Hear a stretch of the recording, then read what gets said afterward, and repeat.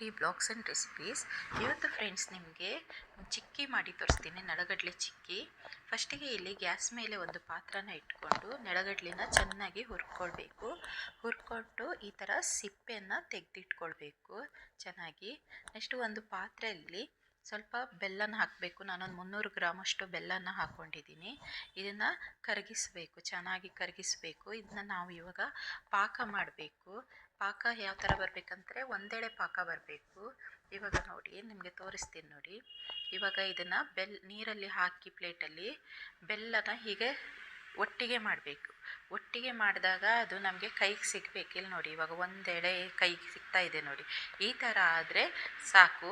ಇವಾಗ ಇದಕ್ಕೆ ಈ ಮಿಶ್ರಣಕ್ಕೆ ಇವಾಗ ನಾವು ನೆಲಗಡಲೆ ಏನು ಸಿಪ್ಪೆ ತೆಗೆದಿಟ್ಕೊಂಡಿದ್ದೀವಿ ನೋಡಿ, ಅದನ್ನು ಹಾಕಿ ಮಿಕ್ಸ್ ಮಾಡಬೇಕು. ಇದರ ಜೊತೆ ನಾನು ಇನ್ನೊಂದು ವಸ್ತುನ ಆ್ಯಡ್ ಮಾಡ್ತಾ ಇದ್ದೀನಿ.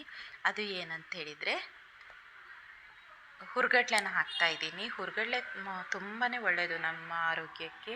ಹಾಗಾಗಿ ನಾನು ನೆಲಗಡಲೆ ಬೀಜ ಮತ್ತು ಹುರ್ಗಡ್ಲೆನ ಹಾಕಿ ಮಿಕ್ಸ್ ಮಾಡ್ತಾ ಇದ್ದೀನಿ. ಇದನ್ನು 1 ನಿಮಿಷ ಚೆನ್ನಾಗಿ ಮಿಕ್ಸ್ ಮಾಡ್ಕೊಳ್ಬೇಕು. ತುಂಬ ಟೇಸ್ಟಿಯಾಗಿರುತ್ತೆ ಫ್ರೆಂಡ್. ಮಕ್ಕಳಿಗಂತೂ ಇದು ತುಂಬ ಹೆಲ್ದಿ ಆಹಾರ ಅಂತಲೇ ಹೇಳ್ಬೋದು. ಮಕ್ಕಳಿಗೆ ಸಂಜೆ ಒಂದೊಂದು ಚಿಕ್ಕ ಚಿಕ್ಕ ಪೀಸ್ ಕೊಟ್ಟರೆ ತುಂಬಾ ಚೆನ್ನಾಗಿರುತ್ತೆ. ಇವಾಗ ಪ್ಲೇಟಿಗೆ ಸ್ವಲ್ಪ ತುಪ್ಪನ ಹಚ್ಕೊಂಡು ಈ ಮಿಶ್ರಣ ಏನಿದೆ ನೋಡಿ, ಅದನ್ನು ಇದಕ್ಕೆ ಸೆಟ್ ಮಾಡ್ಕೊಳ್ಬೇಕು. ನೀವು ಯಾವ ಆಕಾರ ಬೇಕಾದರೂ ಮಾಡ್ಕೊಳ್ಬೋದು. ಚಿಕ್ಕ ಚಿಕ್ಕ ಪೀಸ್ ಮಾಡಿ ಇಟ್ಕೊಳ್ಬೋದು.